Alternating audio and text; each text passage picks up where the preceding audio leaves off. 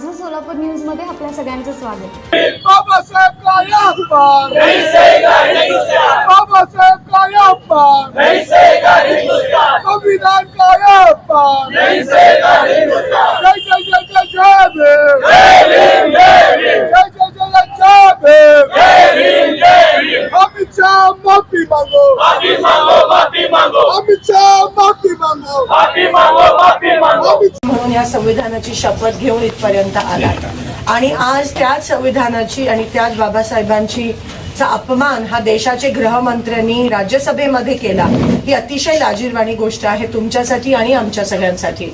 आणि आम्ही फक्त त्यांची माफी मागतोय, राजीनामा मागतोय, पण त्या उलट ते अटेन्शन डायव्हर्ट करायचा प्रयत्न करतायत। एवढे मागचे काही 5-6 वर्ष त्यांचं संविधान बदलायचं कट कारस्थान हा बीजेपी आणि RSSचा चाललाय आणि त्यांनी संविधानाला कचऱ्याच्या पेटीत टाकायला पाहिजे असं पण त्यांच्याकडून विधान ऐकू आलं।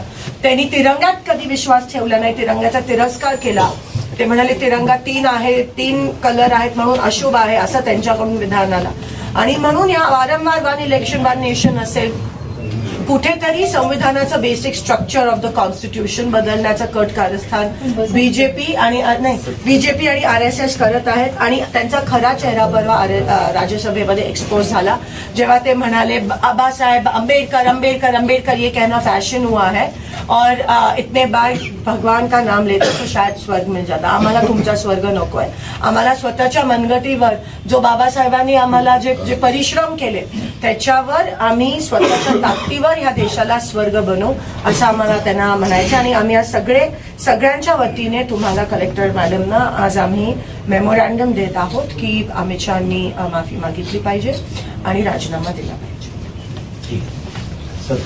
आमचे शहर अध्यक्ष आहेत चेतन भाऊ, आमचे माझे आमदार यरगुंडा सर, सगळेच आम्ही सर्व जाती धर्माचे सगळेच एकत्र आहोत, फक्त काँग्रेस नाही। पण हा आज बीजेपी आणि देश एकीकडे आणि बीजेपी एकीकडे अशी ही चळवळ झाली।